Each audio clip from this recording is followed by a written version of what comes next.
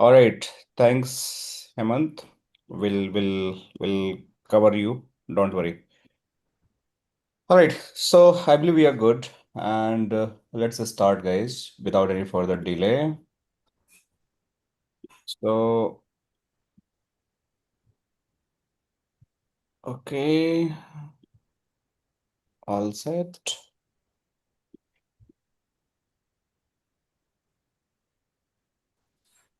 All right. So I will ask few couple of questions, right? Not couple of questions. I'll probably ask few more questions to just recap, right?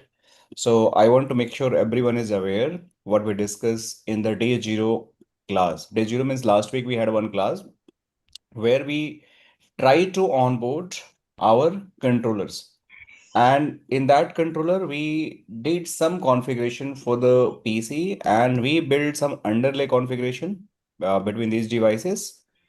And after doing the underlay configuration, we make the reachability and we try to log in via the GUI from this PC. Okay.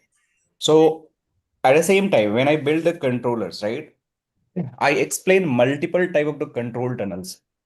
Means how the control tunnel is going to build and what is the behavior of the control tunnels.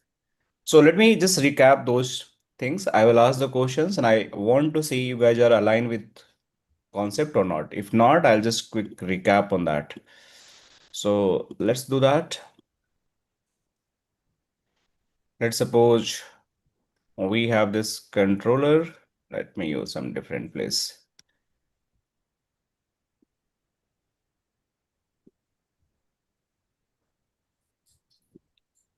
And let's suppose I have this branch. And here I will go and put as a vBond.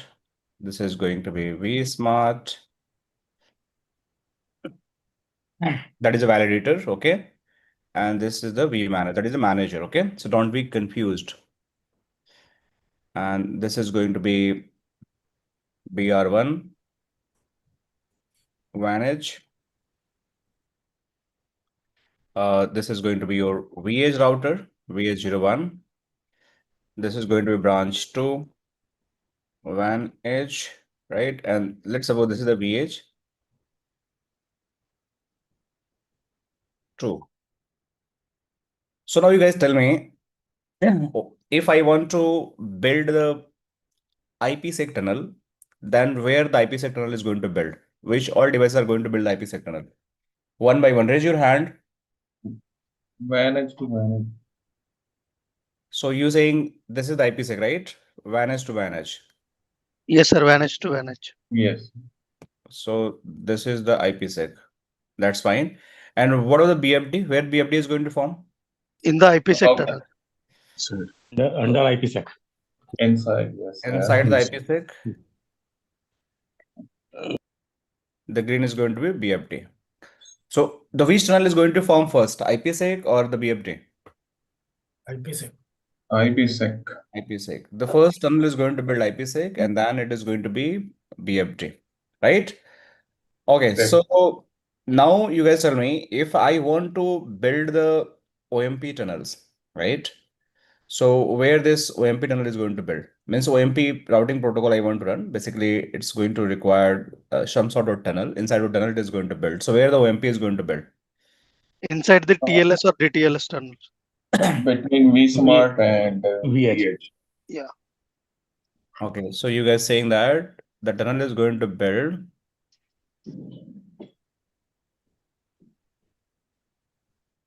any other place this OMP tunnel is going to build? No. Manage to vMan. Okay, so you guys saying this is going to be your DTLS and TLS, and under this OMP is going to build, right? Clear? Yes. clear. And under this OMP is going to build. What if I have the another vSmart?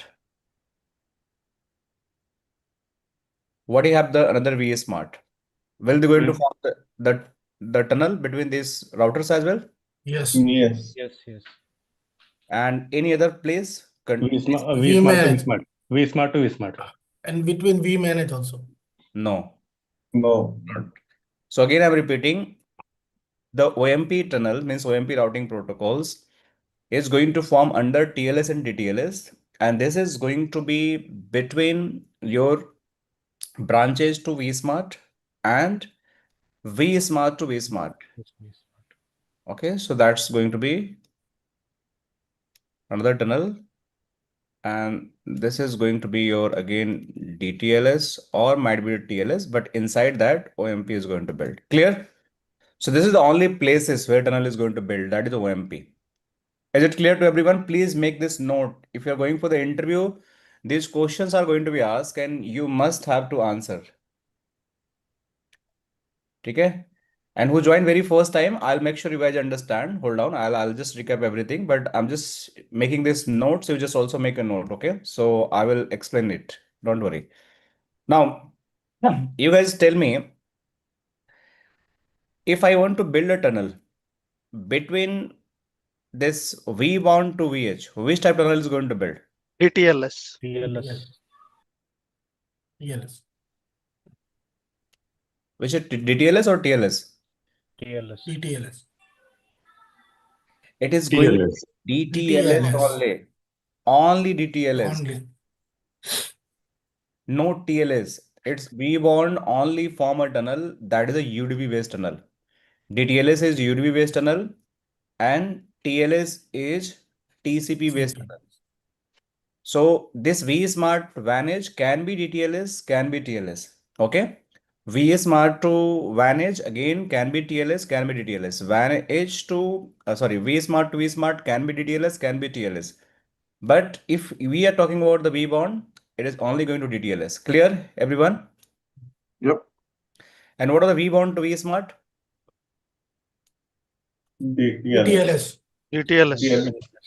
DTLS. Again, it is going to DTLS be only. DTLS only. Okay. And what about the vBond to the vManage? DTLS Same only. DTLS. But we can configure in either way, right? No. If you want to configure TLS, can we do that? vBond only DTLS.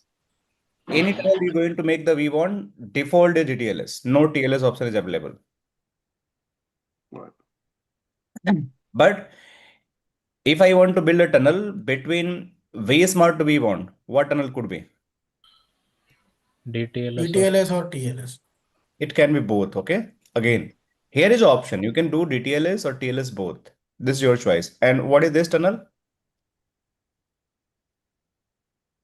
Both. Both. Again, both. TLS and DTLS can be supported. And again, this VH is going to be make a tunnel with the vBond, again DTLS. So any tunnel going to the vBond from the controller or my VANS devices, it's always going to be DTLS. But if you're going to make any control connection with the vSmart, vManage, that is going to be your DTLS or TLS. It's your choice what tunnel you want to make it. Clear to everyone? Yes. Now, think about it. I discussed the roles and responsibility of all the controllers, right? And I explained that. But let me ask a few questions. If I want to do the configurations, which device is responsible to do the configuration out of this? Any kind of the vManage. So vManage is going to be your central, like single pane of glass, central device where we can do the all configuration. If I want to pull all logs, that's logs is going to be there. If you want to do any troubleshooting, that is going to be get from here. Any reporting, you are going to get from this particular device. So we manage in NMS system, network management system, which is responsible to do the configurations, troubleshooting, onboarding of the devices, day zero onboarding, right? Anything you want to do that is the vManage is going to be responsible. Clear? Now, you guys tell me if I want to push the routings and policy. So first you tell me where routing and policy is going to be configured. vSmart. No, I'm again asking where this configuration is going to be happen. vManage. We manage. Yes. finally, once the configuration done, I think the backplane, the vSmart will push the configuration. Yeah, I'm coming. I just asked the questions partially. The tricky Yeah. question where the configuration is going to happen. Yeah, all the configuration is vManaged, I believe. vManage. So you have to do every configuration. You want to do the routing, anything you want to do that is going to happen on the vManage only. But when you do the configuration, this configuration, again, there is a two part. It might be come to the vSmart or it might be not come to the vSmart. Listen carefully because it's depend. The routing could be your OMP. Okay. The routing could be your BGP, OSPF. This could be the routing protocol. Policy could be localized policy. Policy could be centralized policy. So if your routing is OMP, anything you are just influencing with the help of the OMP, that configuration is going to push from the vManage to the vSmart. Clear? If your policy is going to belong to the centralized policy, that will push to the vSmart. Make sense? Make it note. If my routing is belong to the OMP, that my going to push to the vSmart. If my policy is going to be centralized policy, that also going to push to the vSmart. If my routing is going to BGP and OSPF static, that all going to configure on the vManage, but they will directly push to the VS devices. My routing related to the BGP, OSPF, anything is going to be happen. They all going to configure on the vManage, but they will never go on the vSmart because vSmart doesn't support the BGP, OSPF, static and all. Any localized policy, if you're configuring, that localized policy also going directly to the VH router. Is it clear till here? Everyone clear? Can you repeat again one more time? Yes. What's the centralized policy? I'll come. You just guys make this note for timing. I'll explain everything later. What is centralized policy? What is localized policy? Because we have to do the deep dive on that. We still not started, but just make the overview notes. So at least your fundamentals is going to be very much, strong, and you understand what I'm doing later on. So what I told, there is two type of policy. One is the localized policy, and one is centralized policy. Okay. So any localized policy you are going to configure. Localized means it is going to be local to the any routers. Centralized means it is going to be just influence your entire topology. So centralized policy and the localized policy. So any centralized policy you're doing that configuration is going to happen on the vManage, but it will push to the vSmart only. And it will further influence all your routing or your everything. It is going to be influence.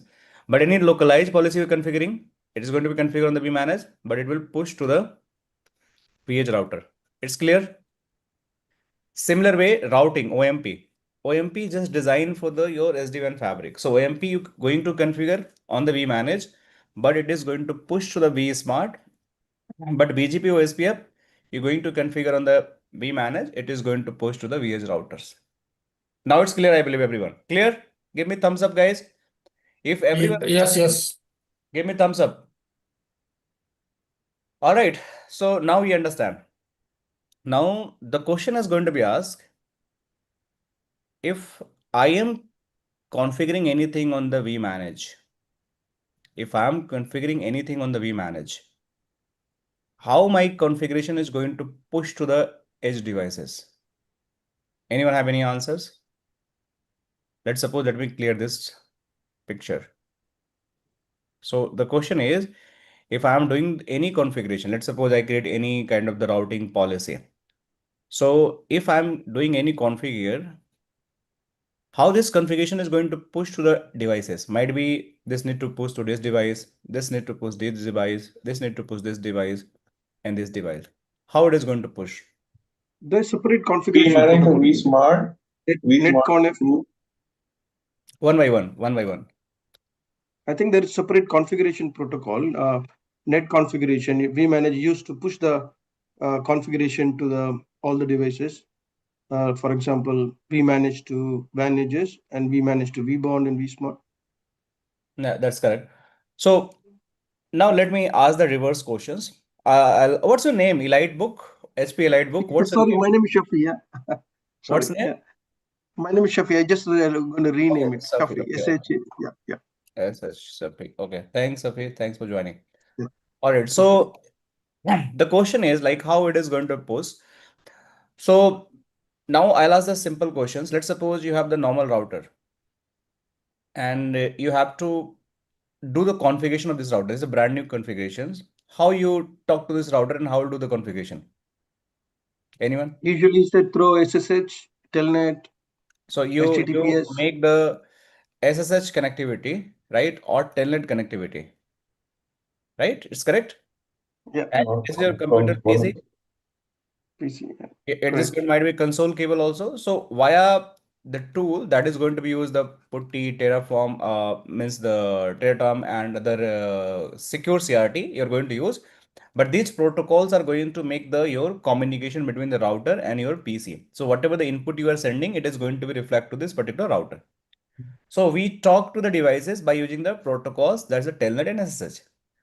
Similarly, if I am doing any configuration on the vManage, because I'm the network administrator, how my configuration is going to push to these devices. So they use the protocol that is known as the netconf, right? The protocol they use the netconf. Netconf is a protocol. This protocol basically carry your information from the this vManage to the VH devices, vManage to vSmart, vManage to vBond, whatever the configuration. And this is going to carry inside of the tunnel. Which tunnel?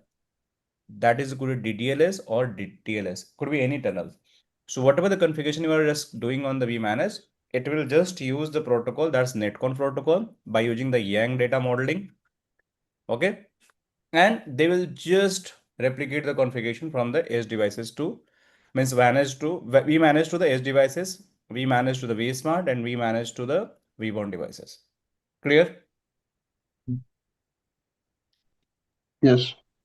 All right. So I believe let me check one more thing. Give me 1 second. Let me verify some documentations if I am missing anything or we are good for timing. Hold on. Okay.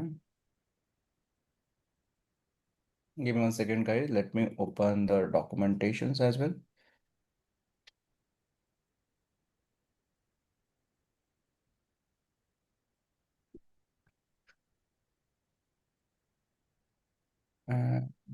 So one is this one. Sir, when we will receive the document, sir? You'll this Richard support team, they will give you. Okay, sir. Thank you. Just text them, they will give you documentations. You don't have to wait.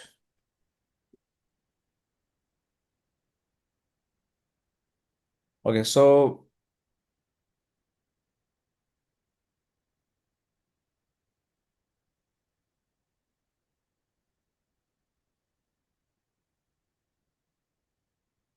here you just see it.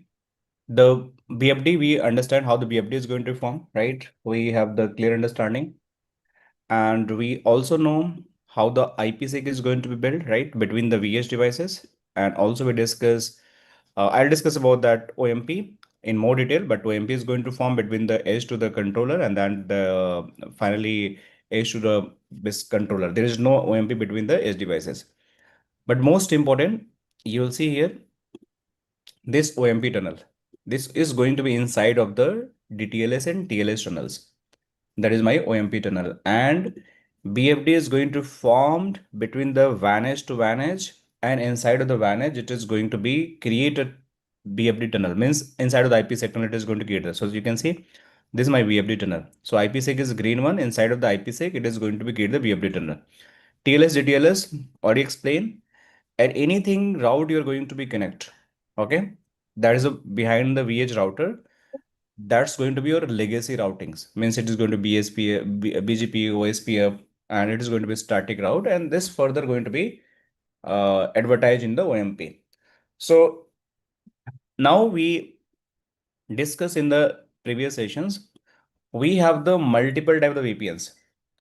The VPN range going to start from VPN 0 to 65527. This is the range of the VPN. And out of this VPN range, some VPN are used for the purpose, special purpose, that is VPN 0. What is the use of VPN 0? WAN connectivity. For what connectivity? WAN. Transport. Yes, WAN connectivity. Any WAN facing interface, right? WAN, ISP, right? Transport connectivity. Okay. And there is a special VPN that is the 512. What is used for this VPN? Management. Management. It's going to be management config, right? And rest VPN, we left with the 1 to 511. That is the one range. Another is VPN 513 to 65527. What is used with this VPN? Edge connectivity. Yeah, this is for the LAN. Local, yeah. LAN. LAN service VPN connectivity. Yeah. Can I ask a question here? Yes. So the data traffic, which is the interesting traffic, the user traffic, so this all be for carried out on the IPsec tunnel, right? Yes, absolutely. Right. Yeah. So what happened means any branch, let's suppose, let me use the topology. Any branch want to talk to each other. Let me clear this diagram. Take an example, this one. This user want to talk to this user behind this LAN. So they will just form the tunnel, IPsec. And under the IPsec, this all communication is going to happen. Okay, Safi? All right, so Yes, perfect. Thank you. I believe it's clear to everyone. So VPN is nothing, it's just equal to VRF. Even eventually it's equal to VRF because when I going to onboard the CS devices, whenever going to onboard the CS devices, CS will support the VRF and VH basically support the VPNs. So it's equally VRF and any connectivity which is going to happen to the WAN, they use the VPN 0 management, that is the 512, and LAN is going to be this range 1 to 511, and this is going to be 513 to 65527. All right, so I believe we are good and everyone clear till this point. So how do we use VRF? Same numbers or? Yeah, same number. Whatever the VPN number I'm going to use for the service VPN, that is going to be used for the same number for the other side as well. VRF also. Yes, VRF. Same VRF. Whatever the VRF I'm going to create, that same VRF is going to be used for the other locations. Okay. Okay, so back to the topology, guys. And let me just log in because we discussed about the vManage connectivity. So this PC is there. And this PC we assign the IP address and we have the vManage. This vManage is also having the IP address. So might be one or two candidate who just joined today class. Just recap the previous session, what we discussed about that IP assignment. It's a very small discussion we did it. So you guys will get the clear understanding how it can be assigned the IP address. I will tell again, don't worry. But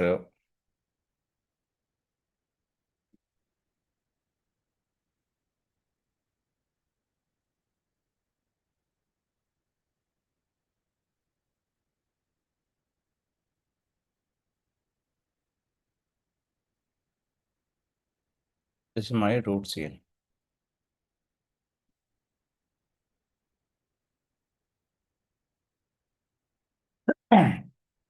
So very first thing, guys, if you want to assign the IP address, we discussed that you cannot directly assign the IP address.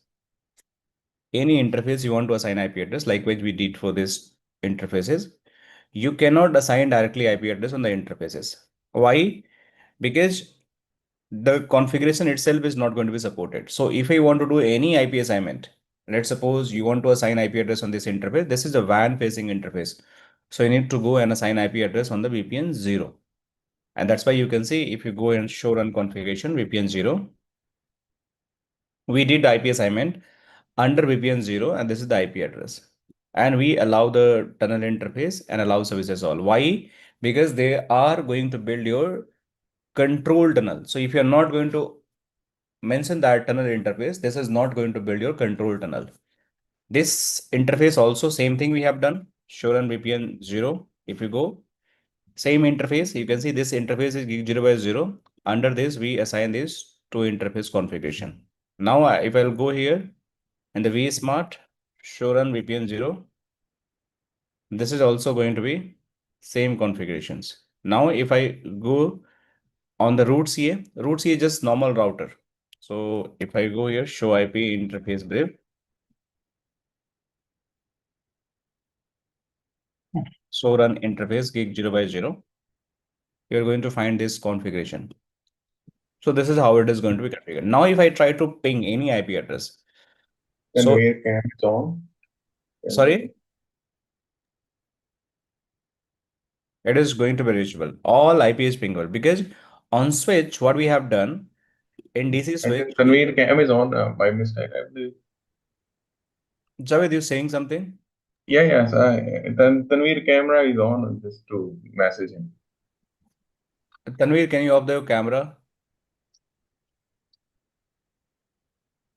Okay, it's off now. Okay, so now if I go here, show VLAN brief. So you can see this is the one of 123 VLAN we created, controller VLAN. And under this VLAN, we just, we can see 4 port we configured. The VLAN we created 123. Under this, we just configure 4 ports. This is the ports. So you can see this is the port. I just configured this port as access port. This is another port, access port, access port, access port. So we just did for all 4 configuration, and we create one of the VLAN interface. And under that VLAN interface, we assign the IP address. That is this IP address. So if you go and see the shown on interface VLAN 123, this is the IP address. So we have the full reachability, means we are able to reach. And if I just go on this particular PC, this PC NIC IP address, I assign this IP address. Let me show you. Sir, sorry to interrupt you.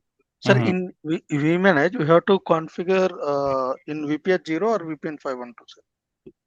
We configure 2 VPNs. We configure one is this VPN 0 for this facing interface. This interface VPN 512, which I'm going to show right away for management. Okay. Okay, sir. Thank you. So you can see this is the IP address 192.168.10.10. Gateway is 192.168.10.1. This gateway is acting as a management. So if I go in the vManage, we have another VPN also. That is a VPN 512. This IP we assign it here. And if I just try to ping this IP address, should be reachable. And it is reachable. So what I can do, if I'm reachable, I can log in this vManage from here.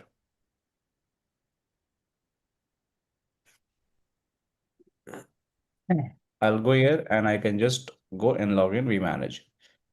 So this was a lab we have done in the day 0 underlay configurations just to get the vManage GUI access. Nothing more than that. And we just discuss about what we discuss right now, about tunnel and all.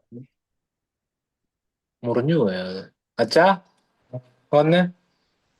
Please mute everyone. Please mute, guys. Rakesh, your microphone is on, right? So there is no configuration. We are not onboarded till now any kind of the smart, any kind of the Vantage, any kind of the vBond, any kind of the vManage itself is invalid. You can see here, this vManage is invalid. No certificate, nothing installed. So to onboard any controllers, any device, you have to do the certifications. Means your control planes, your data planes, devices must authenticate each other, then only it is going to be onboarded. And it is going to be like serve as a SD-WAN fabric devices. So which devices are going to be my first point of the authentication in my configuration? Anyone? Who is vBond. vBond, sir. vBond. vBond. So vBond is a device which is going to responsible for the authentication. If there is no vBond, no certificate, then you cannot make any kind of the authentication. So you have to make sure your vBond is going to be part of the authentication service, and it is going to be responsible for all kind of the authentication process. But even before I can configure the vBond, I need to set up my vManage with the proper certification, like whatever the required certification to just onboard the SD-WAN fabric inside of the vManage. So we have to make sure my vManage is going to be live and it have the valid certification. Then only we can proceed with the next step. So we have the proper lab guides, how we can do that step by step. Let me show you so you guys can have the good view. So give me 1 second. Lab guide.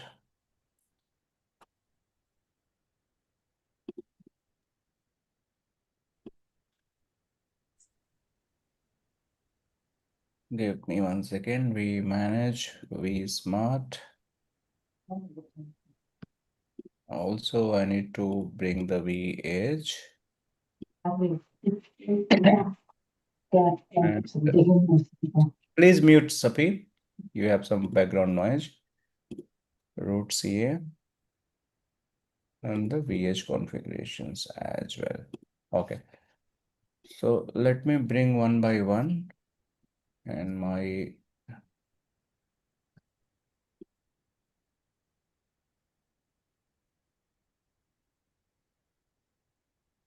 this is the vManage. This is my going to be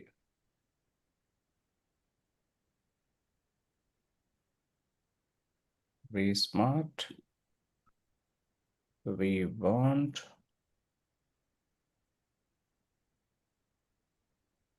This is going to be my root CA. And the last one is going to be my WAN edge devices. Okay. So before I start doing the configuration, we have to understand the root CA role. And it is going to be complex, guys. So listen carefully. What is the role of the root CA? So whenever you want to build the SD-WAN fabric, we have two methods to build the SD-WAN fabric. One is it's going to be automated. Automated means everything is going to be happen from the Cisco smart account.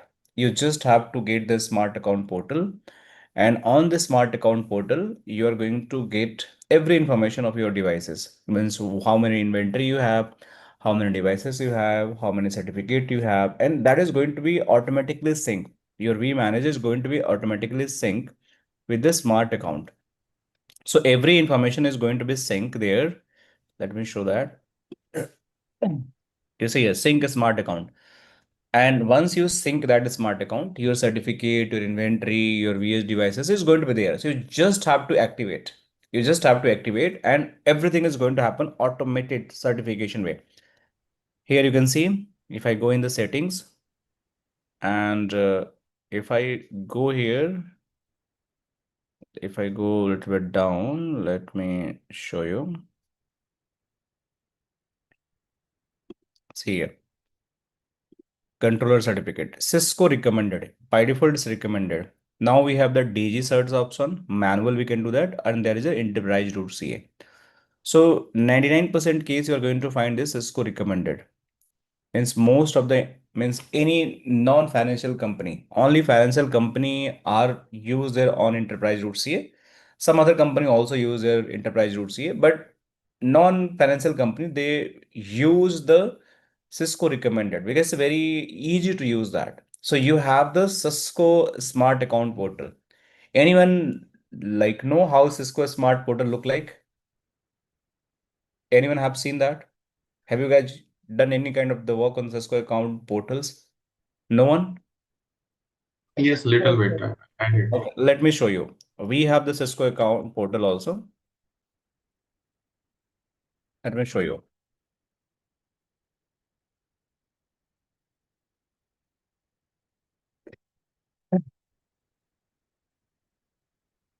Let me see if I can log in.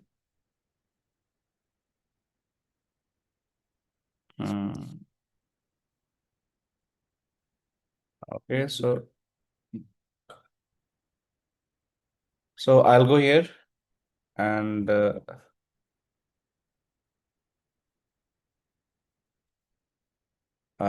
let me try.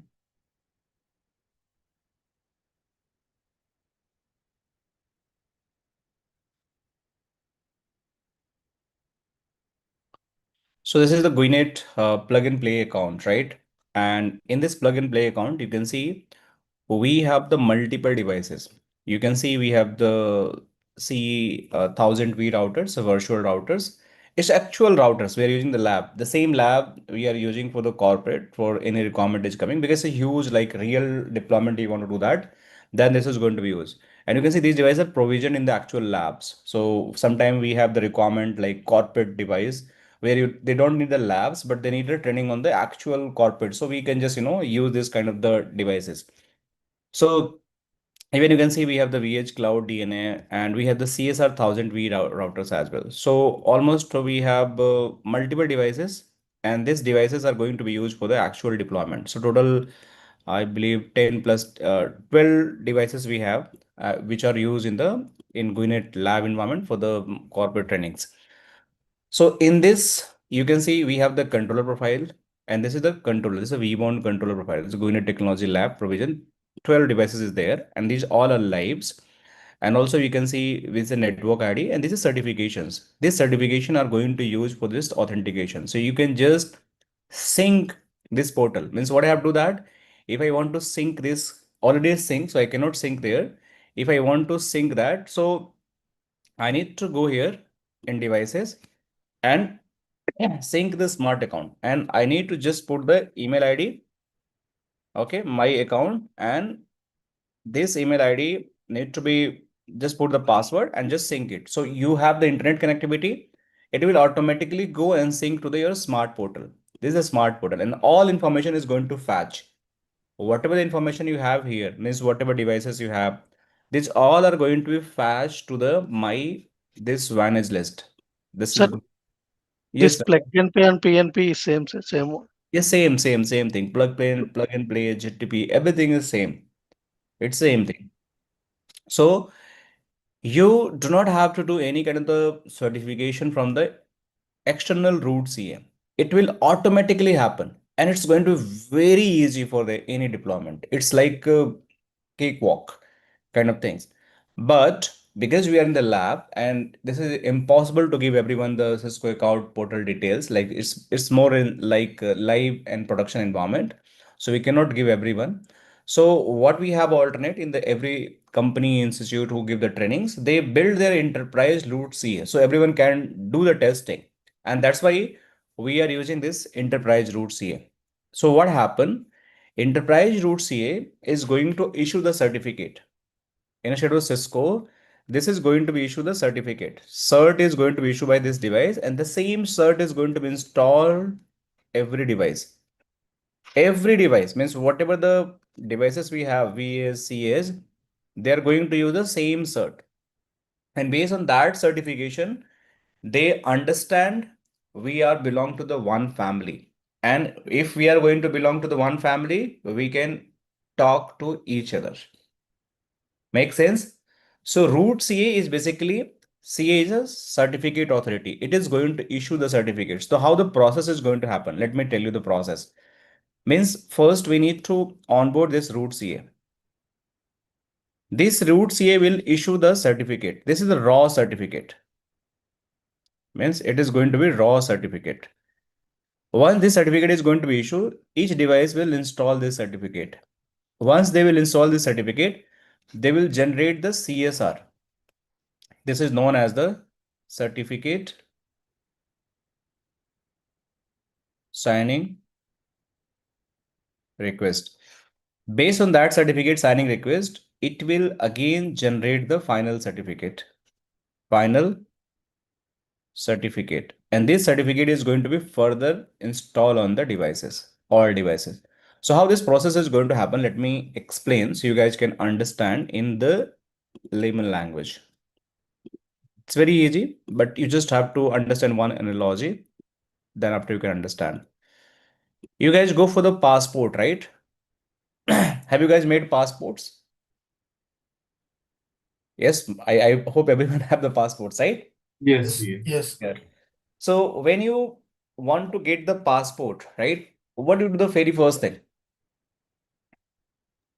Apply for the Fill up passport. the form, attach the documentation. So you go on the get website, and fill the form, right? Take the appointment. Second, you take appointment, right? Third, you go passport office, Passport the office. right? Yes. Passport office, and they will further validate, Validate.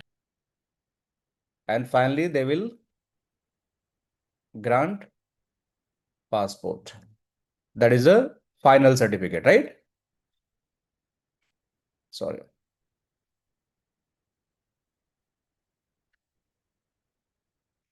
And by using this certificate, you can travel anywhere. So first of all, you fill the form. From where you get this form? From the passport, right? Website. You get the first form, and inside the form, you fill your informations. You add your information, right? And then it is going to give the appointment. Then you visit the passport office. They will validate again, and then it is going to be granted certificate. Same thing happen in this SD-WAN as well. First thing, this is my root CA. Root CA is the certificate authority, and this is you. Might be this is my VH, or might be this is my vManage. Take any device, the process is going to be the same. Or this is my vSmart. If they want to get the certificates, first they need the website detail, right? Where they can fill the form. So they will give one certificate. That is a raw certificate. Means simple, you think is website. This certificate is going to be there. Very first thing in this device. So certificate is going to inside of that. Once this is going to be available, this certificate, they will do this step. They will insert their internal properties, means their internal details. So they will fill the forms, and after filling the forms, they will send back to the there. This filling the form is known as a CSR. Okay, means once they have the website, there's a raw certificate website. Inside the website, they fill their informations and they send back to the root CA. Root CA will validate this CSR, and after validation, they will give the final certificate, and this will be the install. So this simple process, same thing is going to happen. Is it clear to everyone? Means every device must have the raw certificate. So you have to make this device as a certificate authority who will just generate the raw certificate. Once the raw certificate is going to there, by using that raw certificate, they will generate the CSR, certificate signing request. And after that, they will send to the root CA, and root CA is going to be grant your final certificate, and then you are authorized to talk to any SD-WAN fabric. Any doubt anyone have till here? Please let me know. Sir, root CA will send to VH or vManage, sir. Every device, same process is going to happen. This one and this one. Whatever devices you have, same process is going to happen all devices. I will show one by one for the all devices. But Okay. at least you understand this, how it is going to happen. So very first thing, if I want to build this entire fabric, I need to build my own root CEO, who is going to be authorize my all certifications and issue my all certification, because without certificate, we cannot do the authentication. There is no pre-shared key based authentication is going to happen. Only certificate based authentication is going to happen in the SD-WAN fabric. So I need to build this root CA. This is my Cisco router. You can use the servers as well, or you can purchase this certificate from any other vendor as well. And what is the vendor? One question, sir. in Cisco, these 3 steps is by default happening in background if we go with the Cisco certificate. Yes, you don't have to do anything. Everything is going to be automated. Okay. Automating process. You just have to activate that VHS. I will I will let you know the command how it is going to happen. Okay. So if I go here and if I am just going to be here, you can see. So we not only use the enterprise routes here, also there are different companies who is going to give the certificate. Likewise, we have the Cisco recommended DG cert we have, right? Manual certification, you can do that.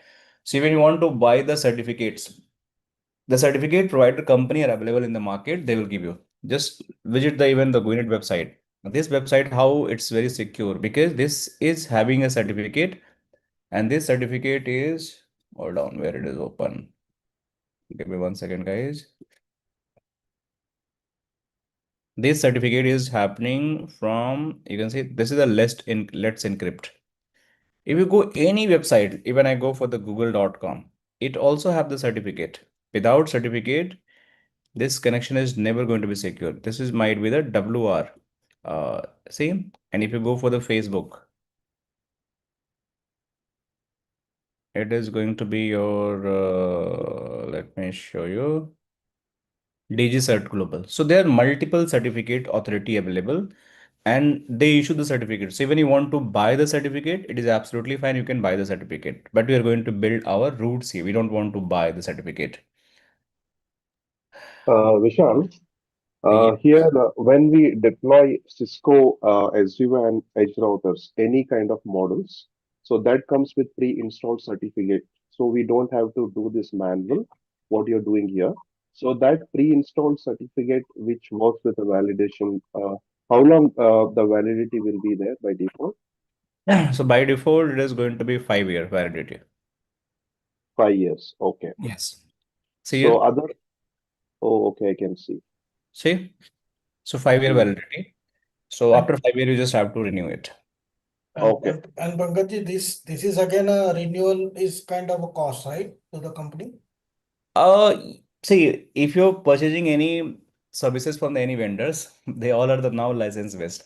So this certification is also part of the licensing also. So when you're in renewing, that is going to be cost associated with the license and support automatically. It just come as a bundle, okay?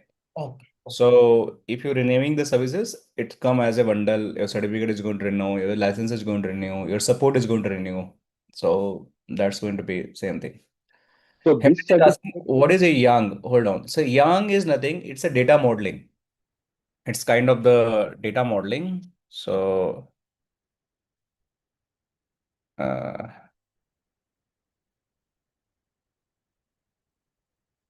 this is just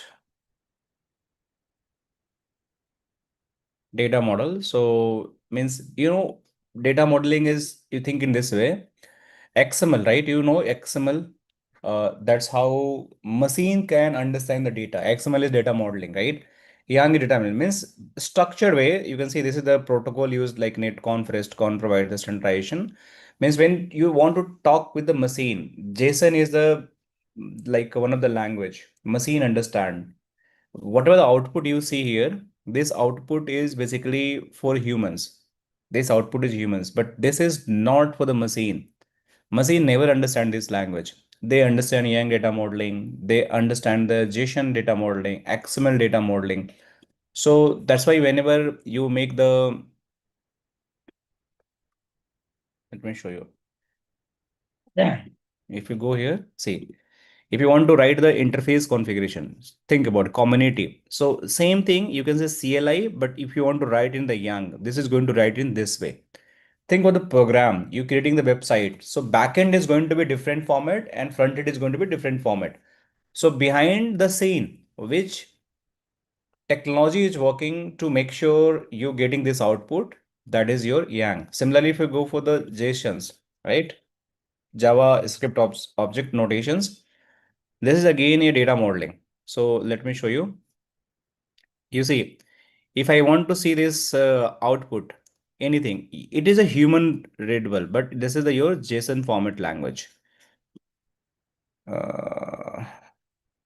Cisco routers. Cisco routers even support this YANG data modeling. So you can see this. This is your output completely. This is how IP is assigned. See the same IP, but this is going to be your JSON format. So YANG, JSON, this is the method where machine is going to learn. Okay, Hemant? All right, so I believe we are good till here, and let me start doing the configuration. So first thing we have to onboard now, that is my root CA. So what is the configuration root CA is going to require? We have to make this Cisco router as a root CA who is going to be issue the certificate.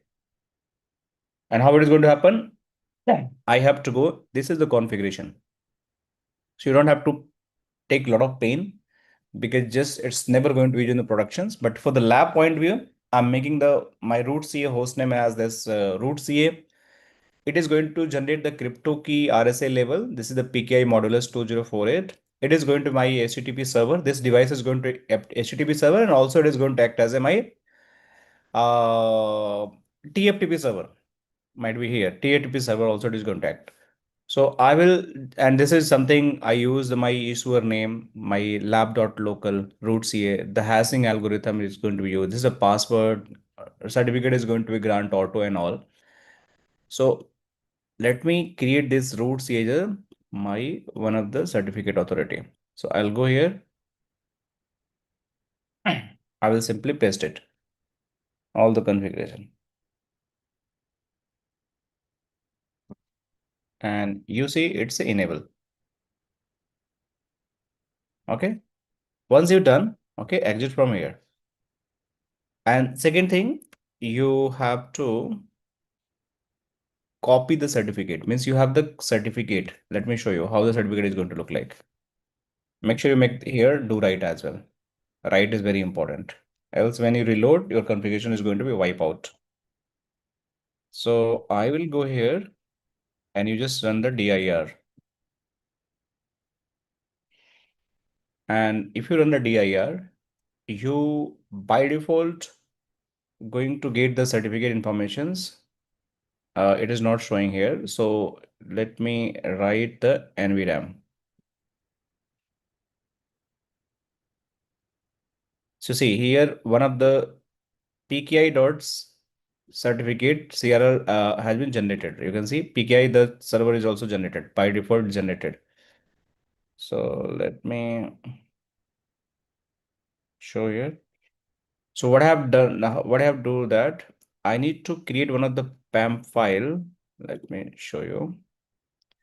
This is my certificate has been PKI has been generated, and if I want to go and copy this PKI file in my NVRAM, so I need to export this command. So it is going to create one pki.pem file. Let me show you.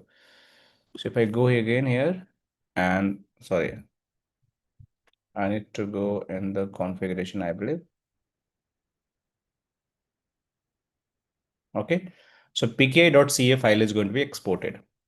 So I will just do this. And now let me go here again. If I just show again.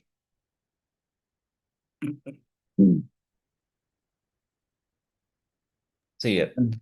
So you have another file pki.ca, and this is the certificate final. If you just run this command more pki.ca, it is going to show one of the certificate.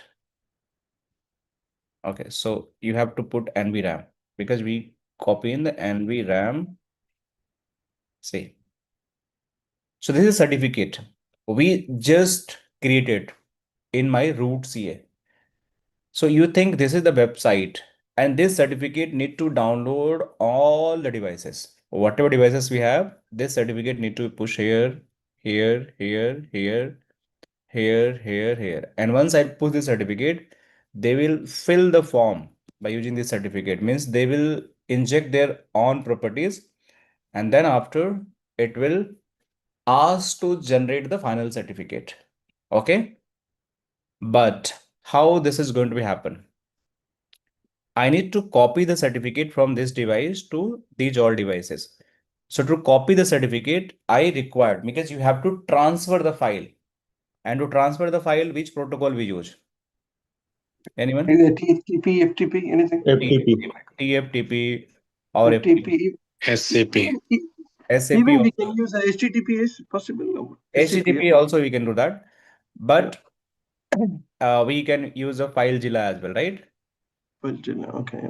Okay, these are the protocols which help to transfer the file. So what I'll do that, I don't have the TFTP server, so I'll make this router as a TFTP server. This router going to act as a TFTP server, and I'll copy the certificate from all the devices. So how I can make the TFTP server? I'll go here, and here is a command TFTP server NVRAM, and I'll put the certificate here in this router itself. So I will go in the config. I will put it here and do right. So this is going to act But what was pk.crl? No, that's the file, but that's not relevant. This CA file is going to be relevant for you. Okay. Okay, let me show you again. Show dir and VRAM. They are going to create by the different file, but you have this ACR file also, and you have this CRL file also.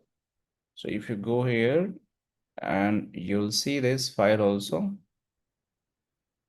There are this file is not open because it's a flash, but you just have to use this file. This file is going to be your CA file, the certificate authority file. It's going to be used for the all certification.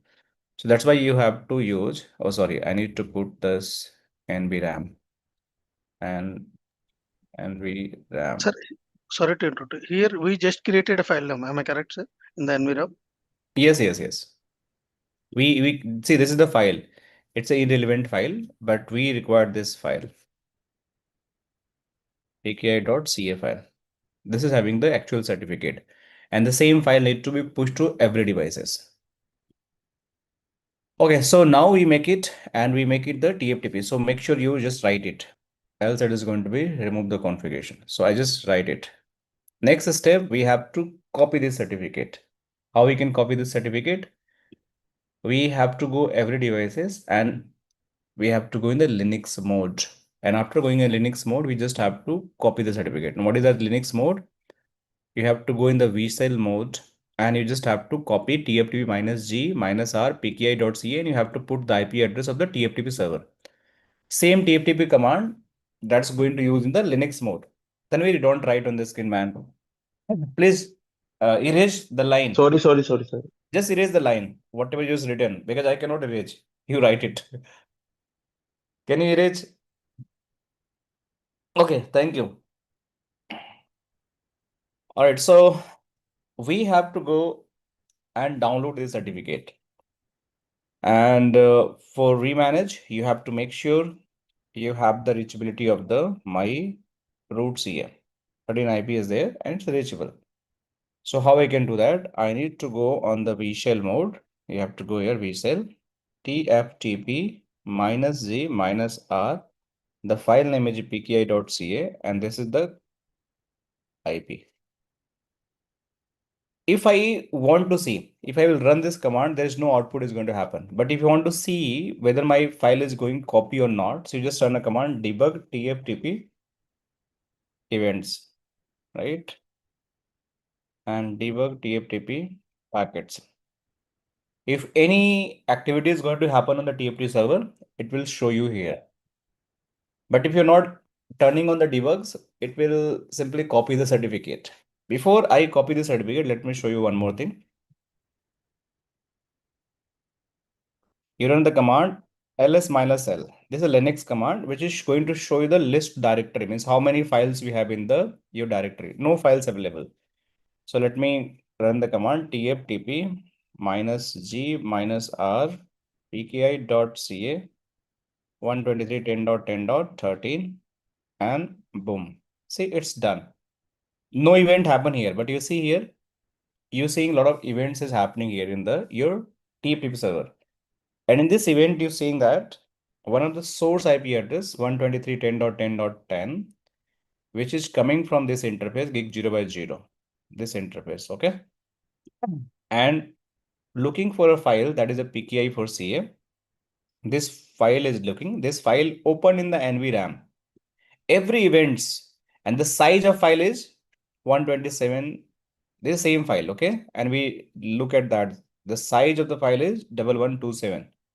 And even you go here now also, ls minus l, now you do that, ls minus l.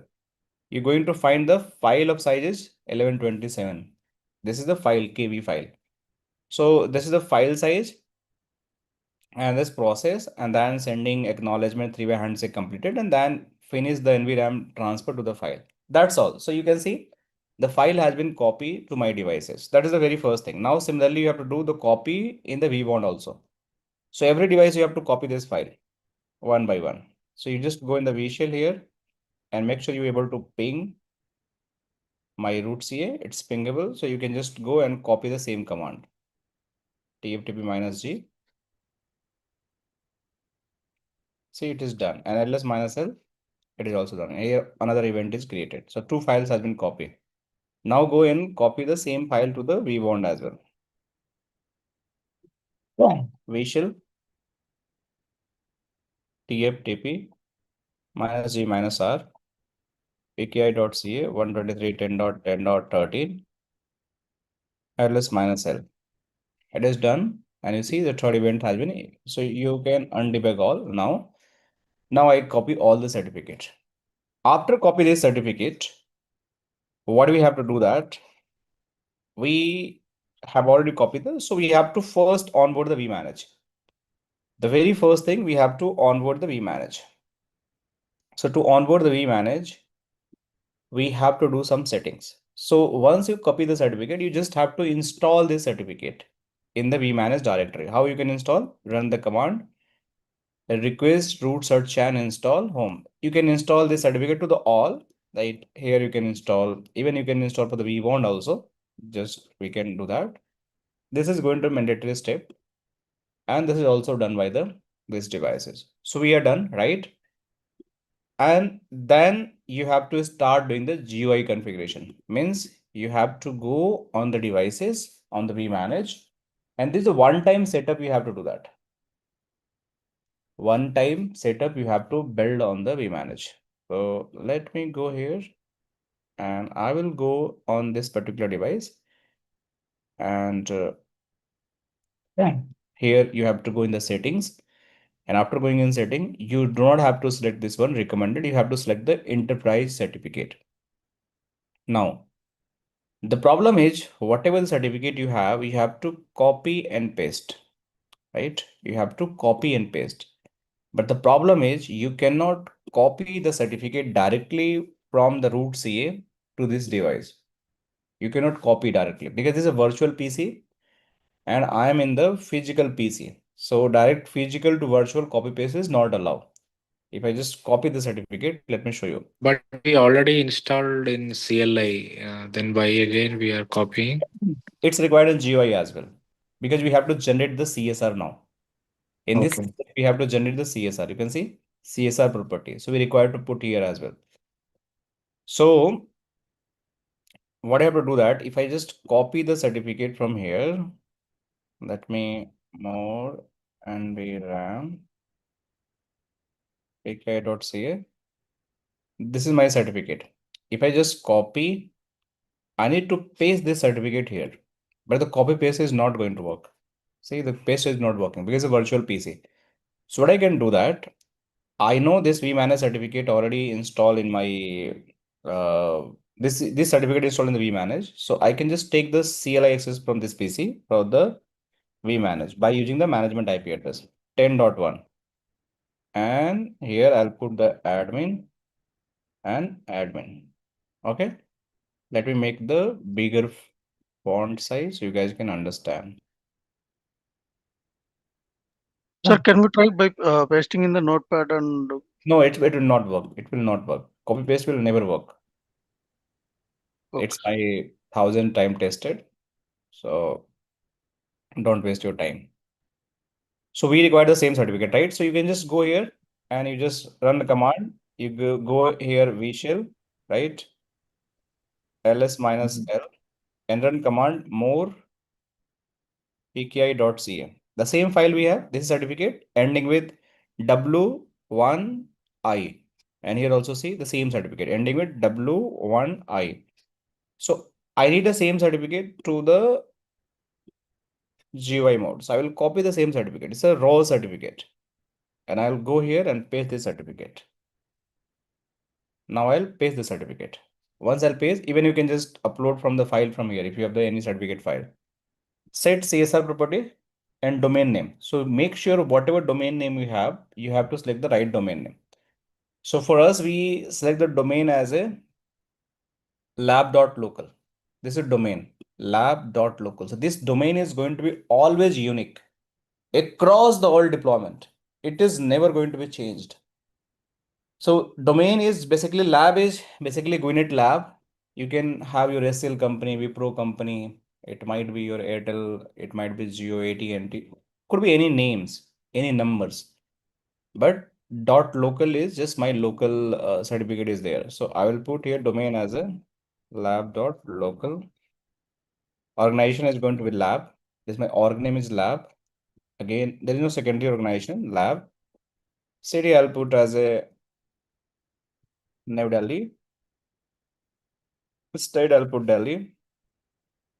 Email I'll just go info@gwinnett.com.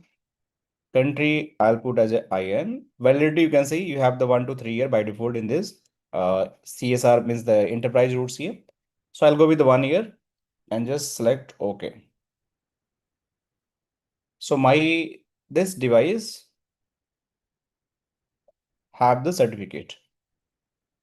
Now we are done. So if I go here and if I go here, certificate authority, we have the proper certificate. CSR has been also set. What next? Now we have to generate the CSR file because we have now website detail and I fill my internal information. Now I have to generate my CSR file. So how I can generate? I need to go here device means the configuration and certificate. Yeah. And after going in certificate, you have to go in the controller. Here is a vManage and you can see there is no CSR generated. So you have to generate the CSR. How you can generate? Just click on the CSR because already you include your local properties by installing this certificate. So you just click it. Okay, so one more thing you have to do the settings. I forgot that. Before you do that, you have to do couple of things setting in your configuration. Your organization name should be there. So your organization name is going to be lab. It's a confirm is going to be lab. You have to give your vBond IP as well. So what is our vBond IP address? This is going to be 123.10.10.11. So I need to put my vBond IP 123.10.10.11. By default, vBond operate on the ports 1, 2, 3, 4, 6. So make sure if you're not building the vBond tunnels for any reason and you have any firewall in between, so you make sure this port must be allowed. Yeah. It must be allowed. If this port is not allowed, you cannot form the tunnels. So I'll save this. One question. If we have two vBond, it will come with comma. How to give two vBond IDs? So you have two vBond, then you have to just build like two vMod, like they are going to act as a cluster, right? And when in the cluster, they have the single IP address. And by default, vBond is not a physical device in production. If you're opting from the Cisco, they are just going to be this portal as a vBond device. See here. So control profile. So they are going to be always just with a single IP address. This IP address you can see here. And you have the secondary IP address. You can configure the secondary IP address. I need to check. Let me see if secondary IP option is available. Because generally it's going to be your, let me see that.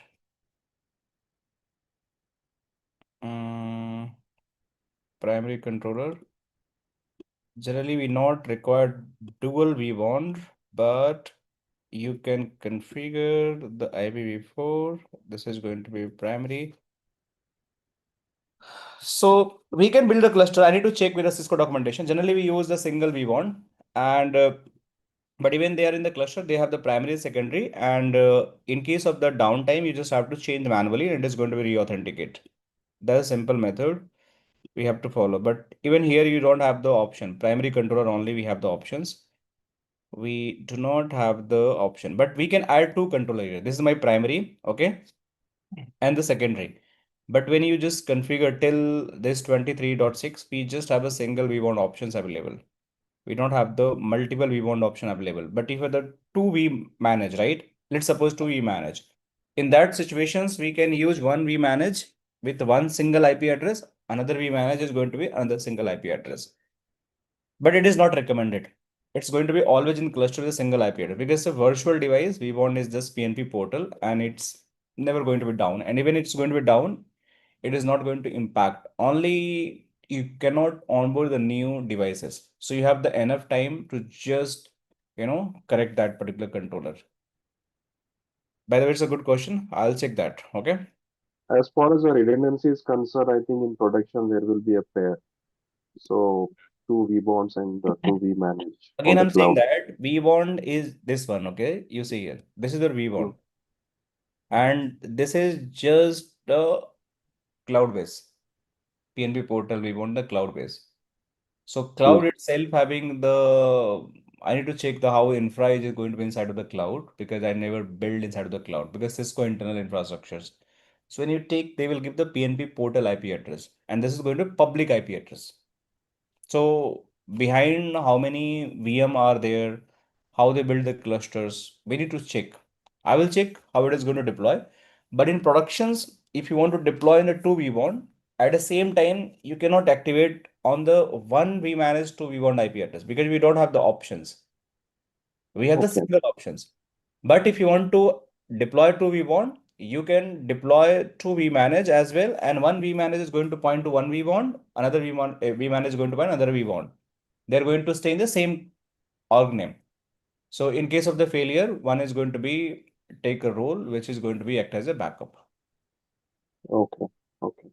All right, so this is going to be your v1 and no other configuration is required. I will go again here, certificate and controllers. And now if I'll go here and try to generate the certificate. This certificate has been generated. Now, once we generate this certificate need to sign by my root CA and root CA is going to generate the final certificate. So if you go here and go a little bit down, so once you get the certificate, you will get this certificate and this certificate need to sign by my root CA. But the problem is again, I cannot copy and paste it to my this root CA. Then how I can do that? So to solution is what I can do that I can log in my root CA event from this direct putty from the vManage CLI. Let me show you how it can be logged in. So I will go here SSH and 123.10.10.13. Okay, so SSH is not enabled. Let me do the SSH enable here. So I'll go here configuration T, username. I'll use the admin.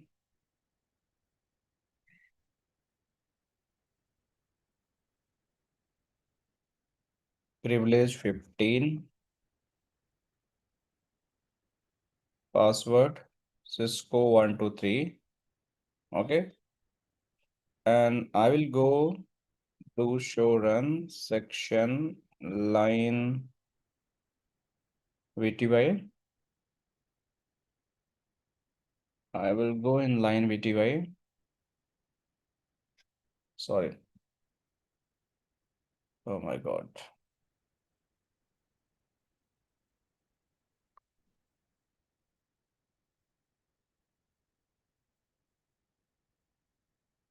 Show run section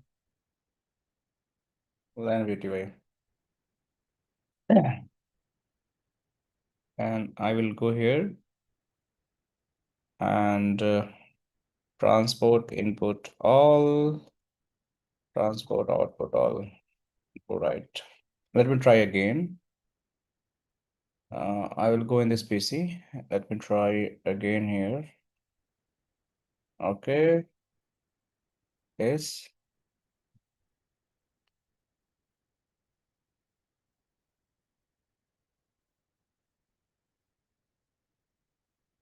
Okay. Let me do login local password Cisco 123.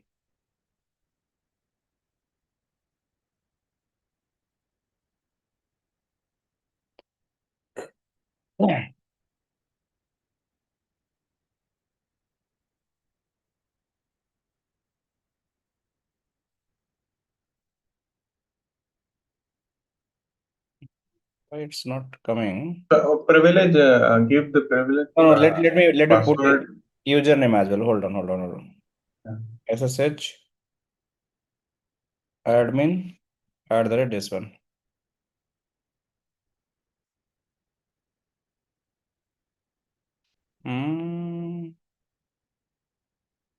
No, in line VTY, can you please try privilege 15 command? I have done. You can see here.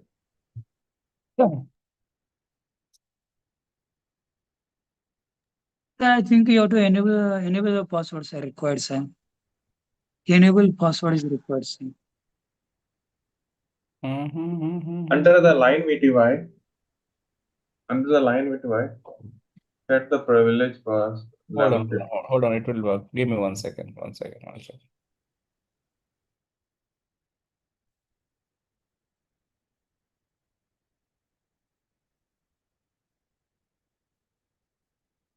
Okay, telnet SH not working, no worry. Admin.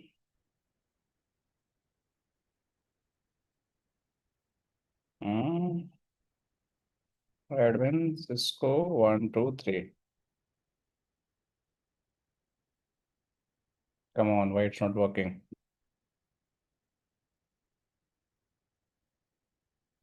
Can you try line VTY 0 to 15? Hold on. It will work.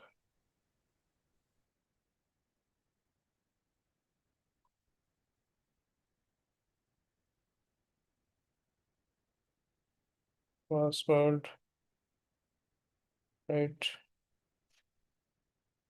And let me use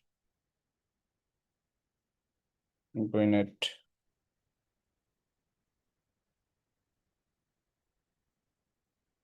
Should work.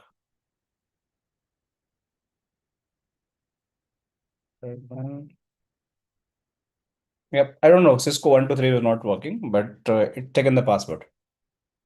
All right, so now I'm in the root CA.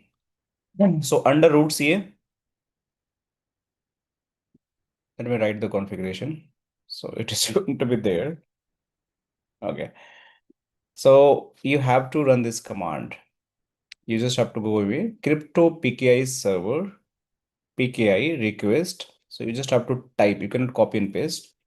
So crypto PKI server, and the command is PKI request PKCS10.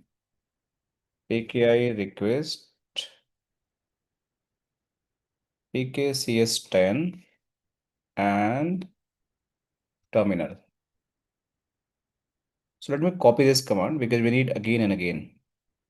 So I'll put in my notepad here so I can copy and paste again and again whenever it's needed. Okay. So once you've done it, you just paste it enter. And now you have to copy the certificate. You just copy the certificate from here. And this is the CSR file. And you just paste it here. Make sure no mistake should happen. You have to carefully copy and press enter, 2-time enter. And it will generate the granted certificate. See, this is the final certificate. Means we just put the CSR above, and based on the CSR, this certificate ending with 51R. But we receive the new certificate. And this new certificate is this one. So I will go here,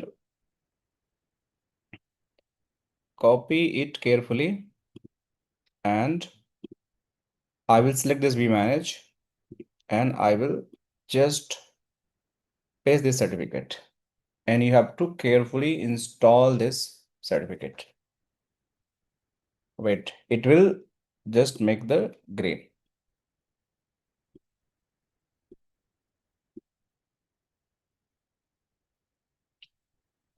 my job has been done. This certificate has been installed.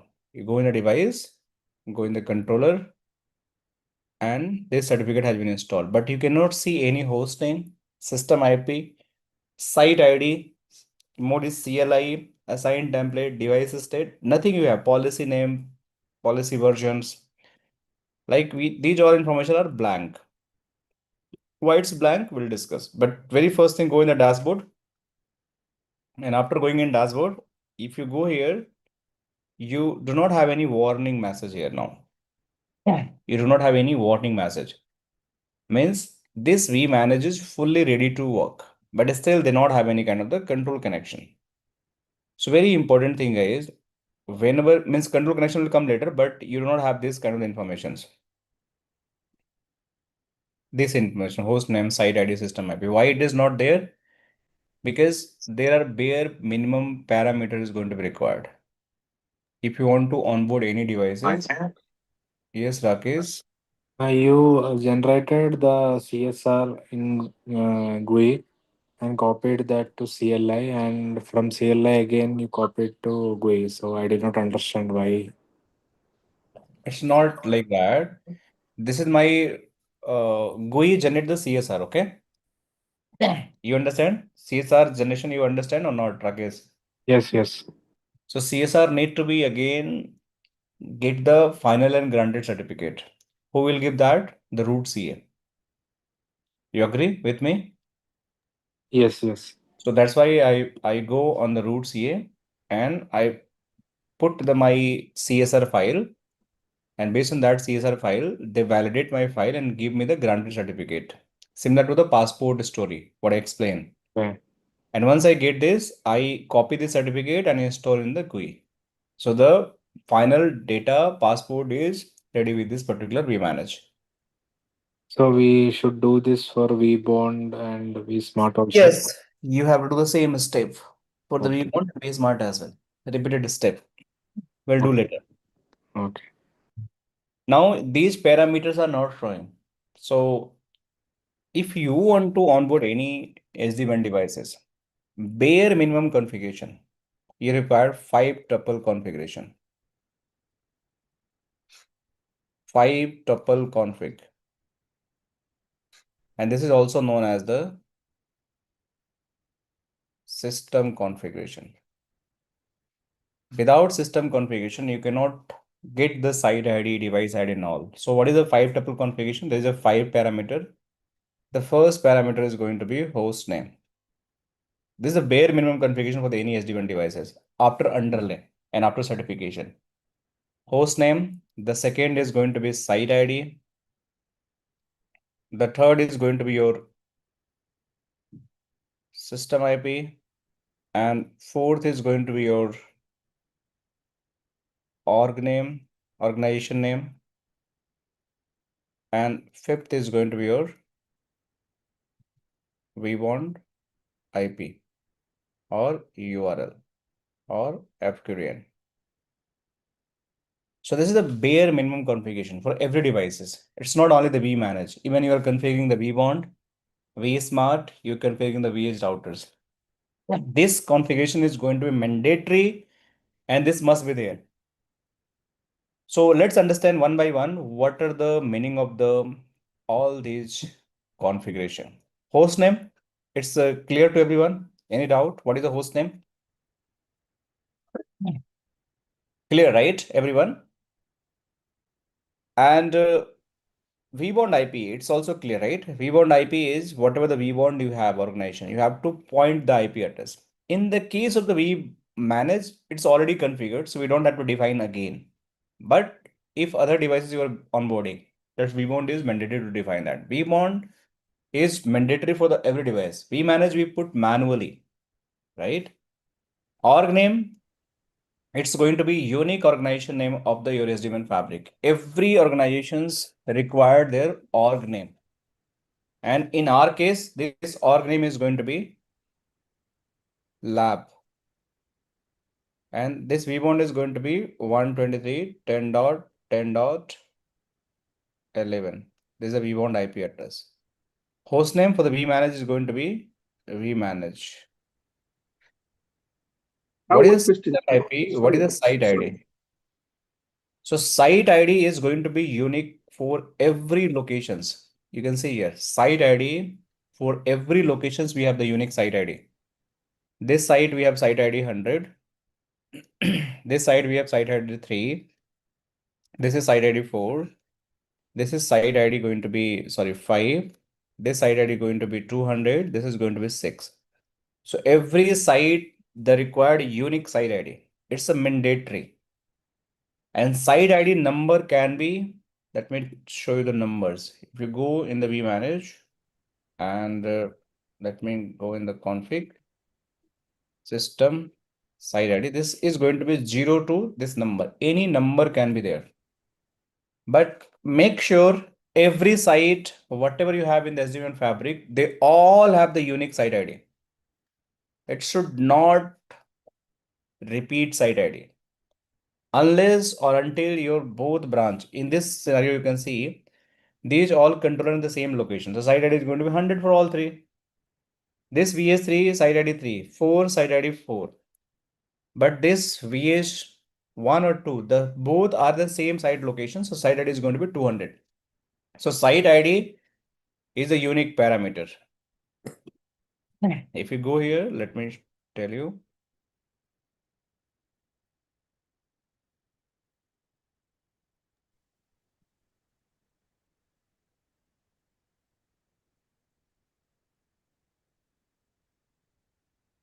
See, site ID is a unique per site numeric identifier, and it is going to use in the policy and application. Means you want to do the route preference policy, path manipulations, any kind of other testing, this site ID is going to be very useful. So I hope you understand. Organization name, it's a unique and very unique. It should not be the match with any other. Across the globe, if you have the billions of the organizations, Cisco will make sure every organization have their unique name. VPN, we already understand. System IP. System IP is the very unique IP. And it is also going to be unique for the all devices, even every devices. Site is going to be same for the multiple devices. Okay, you can see both devices having a same site ID, but system IP is going to be different. Means whatever the IP we have in our production network, every production network, the IP is going to be, system IP is going to be different. It's not going to be same. Give me 1 second, guys. I'm getting one call. 1 second. Hello. Hello. Back. So this is how it is going to happen. So you have to define the 5 tuple. These 5 tuples have to make sure have these file parameters. System IP is just a unique IP of the box. This is a non-routable IP address. You cannot do the routing for this IP address. It's similar to the router ID. You guys know what is router ID? It is used for the BGP configuration. It's used for the OSPF configuration. It's used for the HSRP, VRRP like configuration, tiebreaker and all. So similarly, you can see here, this is my system IP unique, and that is going to be only IPv4 notations. It cannot be the IPv6 notations, and use as a router ID for the BGP and OSPF. So equivalent to router ID. So we have to do the configuration, these all for this particular vManage. Any doubt, guys, anyone have in this particular section? What is the 5 tuples? Yeah, one question here Please. regarding the site ID. I think you covered all the points. Just one question. I think that's require a clarification. Let's say that a branch one having like 3 routers there, right? Let the site ID is 1. So you put 3 routers in the same site ID. So among themselves, right? They'll not form a VPN. Is it correct? That's correct. Yeah. Okay. And that is not required. So if you have the same, site ID, let's suppose you make the site ID 3 and 3 here also, between 2 different locations, they will not form the VPN tunnel. So it's going to be very good interview question and troubleshooting questions. So you have to make sure site ID is going to be unique. Same site is not needed. Why they need the VPN tunnel? They can talk from the LAN, no? I'll cover this all scenario later on. But they can talk to LAN. Why they require the WAN connectivity? To talk to the local router. It's not recommended. So that's why it's not going to be built. any tunnels, BFD, VPNs, OMP. These two routers are not going to build. Only they are going to build with a different site ID. If site ID is going to same, they will just ignore any kind of the data tunnel. Perfect.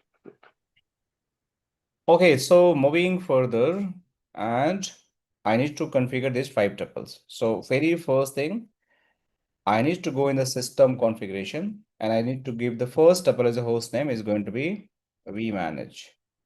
Site ID is going to be 100. Organization name is going to be lab. vbound is going to be 123. 10.10.11. And what is the last one? System IP.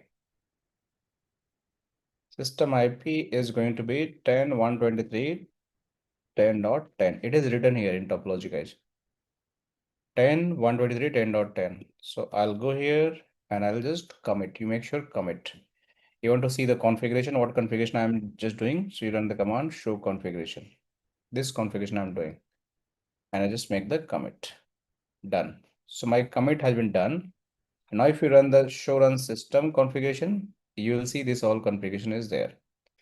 Now if you go back again in this particular vmanage, you probably see after some time the value has been reflected. Site ID is also going to reflect after some time. It will take a little time, but you can see host name, the site ID is policy name, it will reflect later. So site ID is 100, and this is going to be show you very soon. See, site ID also start showing. So whatever the parameters I configured, they start reflecting here. So this vmanage is ready, but if you want to see the control connections, it will not build any control connections. I will discuss what is the control connection later on, but you just run the command show control connections. No, nothing we have. Why? Because it's ready, but still need to be authenticated by my vbond. If it is not going to authenticate by vbond, it is not going to form a tunnel. That simple logic. So now I have to onboard my vbond. The vmanage configuration is done. Let me show you. This is the what we have done. Certificate we have done, then all good. Certificate we install, and here we have done these all steps, and we configure these all. VPN configure already done. This I will explain later why it is needed. This specific command I will explain later on. I didn't put this configuration till now. The IP route. If you show on the configuration, there is no IP route configurations. I will explain why it is important. But the vbond, how we can add the vbond? Again, we have to go. Again, we have to go on my controller. After going in the controller, go in a device, controller, add the controller. Now, I would like to ask one question. vbond, do you have the special device or any existing device we are using as a vbond? Who all are able to remember? Any device. Existing device. Any existing device. Which existing device? VH. Any VH router. VH, any VH route, right? So there is no vbond image available in the market. Only VH devices are going to act as a vbond. Okay, that's the one thing. So right now, this vbond which I just use here, it's not a vbond. Just I make the host name change as a vbond. Show run system, I just make the host name as a vbond. You can say this is a vbond, but this is actually VH device. Yeah, the device is a VH. So if I want to add this device here, let me add the controller vbond. And I try to put admin and admin. And the IP is going to be 123.10.10.11, and username password is admin and admin. It's asking you want to generate the CSR. Yes, I want to generate a CSR. I'll add it. See, failed to add the device. And the message is cannot add the VH as a controller because this device is a VH, not the vbond. So how I can convert my VH as a vbond? How I can convert? So to convert my VH as a vbond, we have to do some sort of the configuration. Just single line configurations. Let me show you. So when you add these devices, go in the controller, and you are trying to add this command, it will give the error. So before you get this error, you have to make sure you go in the system IP and you run this single line command. My system and the vBond and this local keyword. Previously, when I just did the configuration of the vManage, you guys not see I run the keyword as a local here. See, there's no local keyword. But if you want to make VH as a vBond, you have to add a keyword as a local, that is a vBond. So I'll go here and I'll just run the system and the vBond. And what is IP? The self IP address 123.10.10.11. And you have to use the keyword local and commit. That's all. Done. Now if I go again here and try to add again. See, it is added. Now it's added. What is the next step, guys? Anyone tell me? Certificate. Generate CSR. So we need to change. CSR. So just go here, certificate. And in this case, we already generated the CSR because you can see I already generated the CSR. So you can CSR generated because I select while adding, I select the generated CSR. Let me show you what I have done. Yeah, yes. If You I just copy now here. yes, let me if somebody I just check this box. So if this box is going to be checked, it will generate the CSR. If you're not, then you have to generate CSR again from here. So I already done. So I will go here, certificate, controller, and CSR is there. So I'll just view CSR and copy it. And now I'll go my root C again. Why root C? Can someone tell me why I need to go again root C? We need to grant that To certificate. sign the certificate. I sign that certificate. To Yes. get granted certificate. Yes. So I'll And tell final that- certificate. yeah, admin and go in it, and I will run this command. I already copy this command.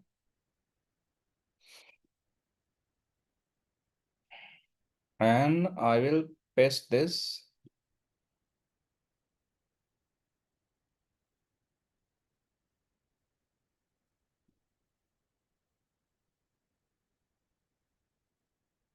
So this is my CSR file. Press enter, enter, 2-time enter. It will grant the certificate. Now you have to carefully copy the certificate. No space, no gap should be there. Okay. Very carefully you copy it. And after that, you just close it and install the certificate. Go here, Control V, and install it. Now you just refresh a little bit. It is in progress.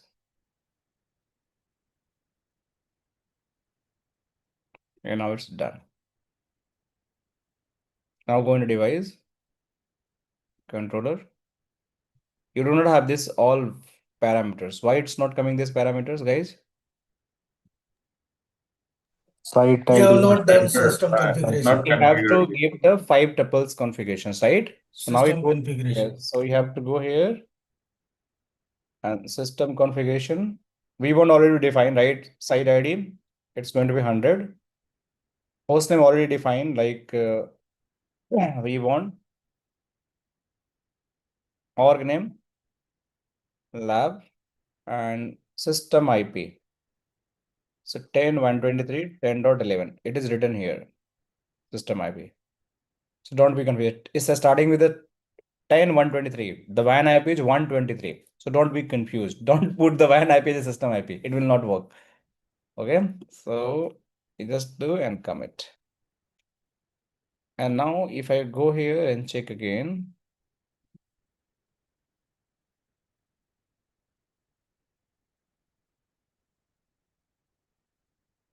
it will come up. Wait for a while.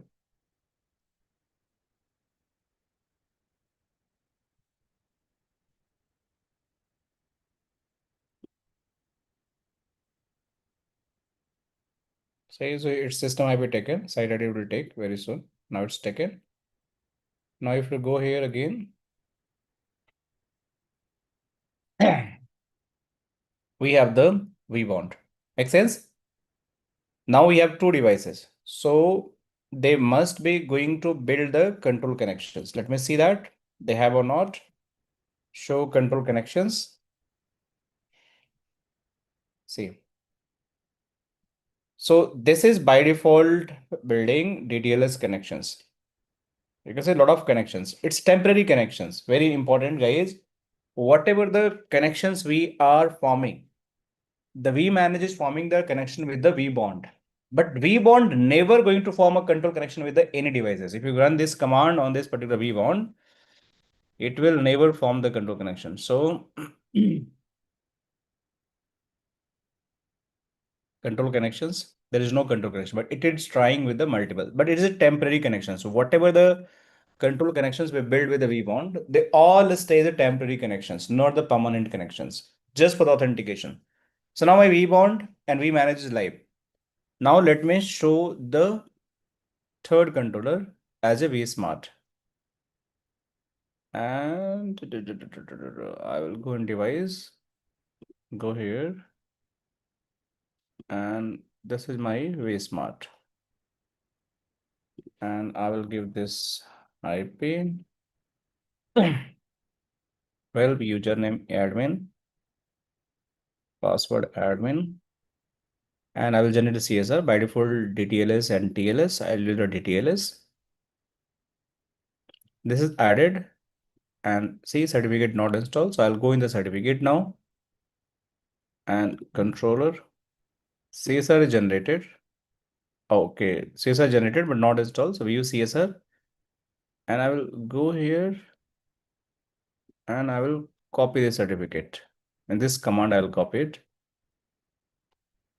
and I will go here and copy this, and I will get the final certificate.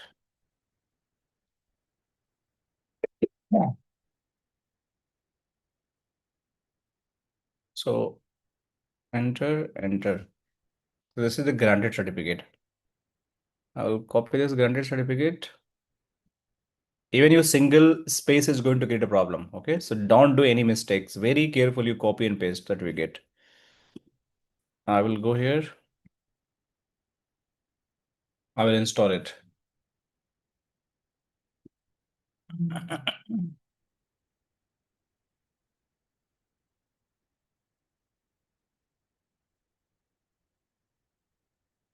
It's done. So now if you go here, devices, controllers, you have this all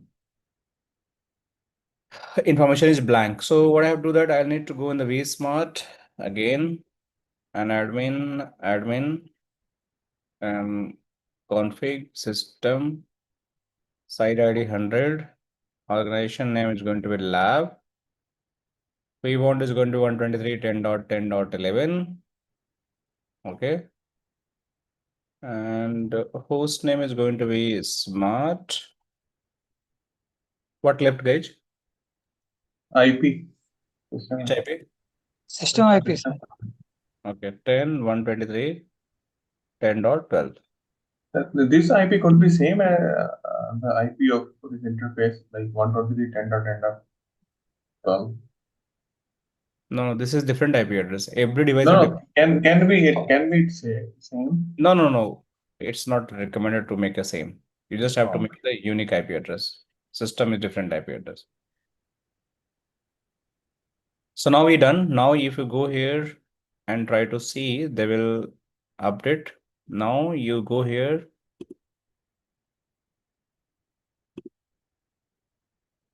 And you have the vSmart as well. So we have three devices: vSmart, vBond, and the vManage.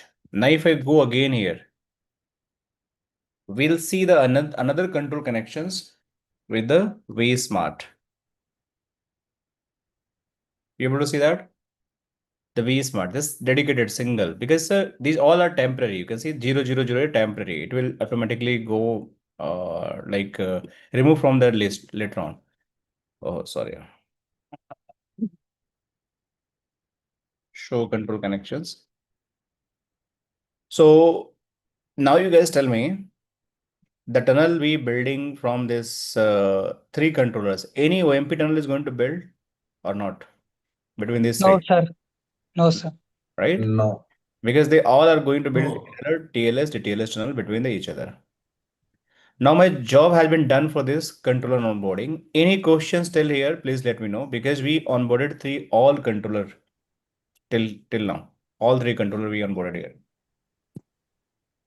Sir जब Sir, हम here is Cisco small doubt, portal sir. से कर रहे होंगे तो तब ये system की कॉन्फ़िगरेशन हम वहां पर ऐड करेंगे जो सी यहाँ पे ये जो सी आपने लास्ट वाली सिस्टम कॉन्फ़िगरेशन की है।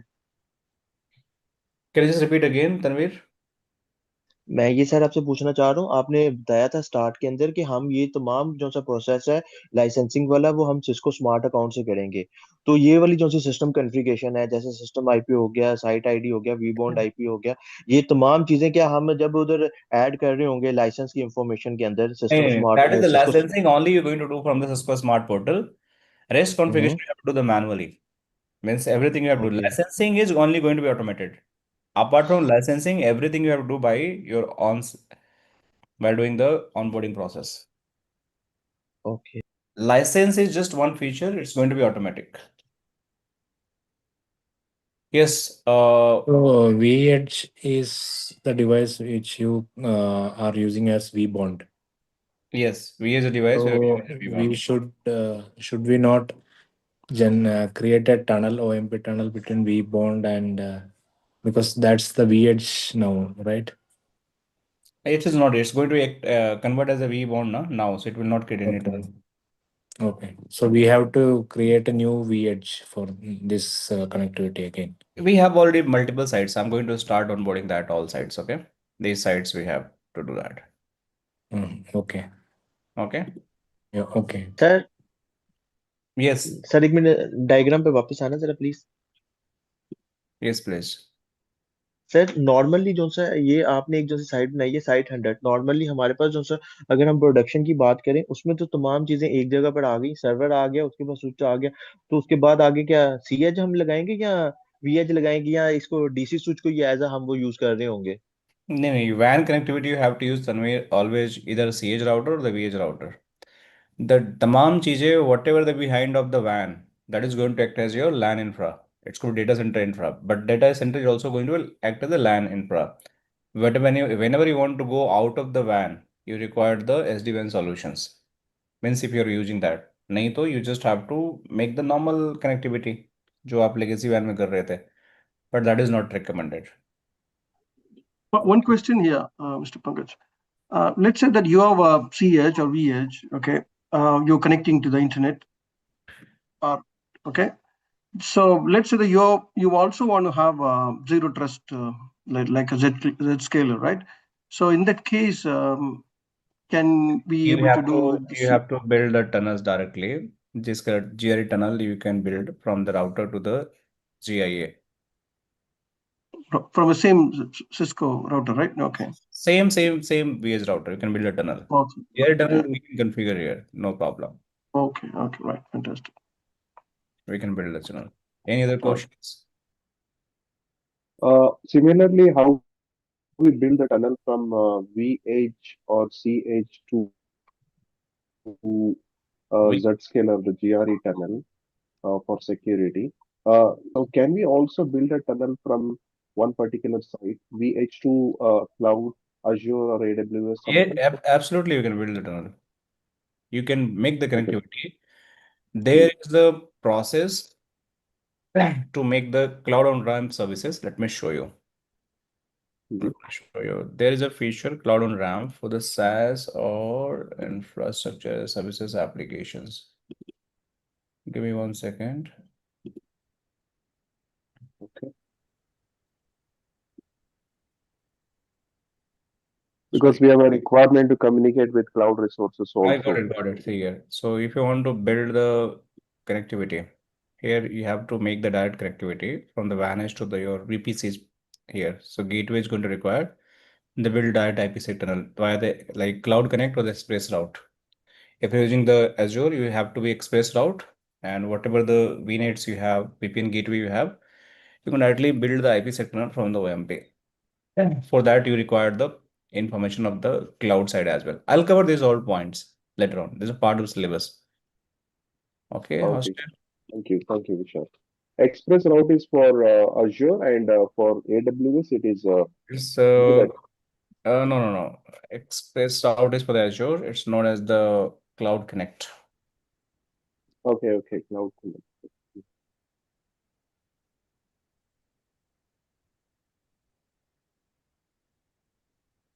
It's a Cloud Connect, I believe. Direct Connect, sorry, my bad. That's why I was checking. Not Cloud Connect, Direct Connect. Direct Connect. Okay. Okay. So you have this Azure Express route, similar it's known as the GCP. I just forgot the name. Google Cloud Connect, Interconnect. Okay. So these three. Mhm. So Express route for the AWS, Direct Connect for the Azure. Express route for the Azure, Direct Connect for the AWS, and Google Cloud Interconnect is known as your GCP.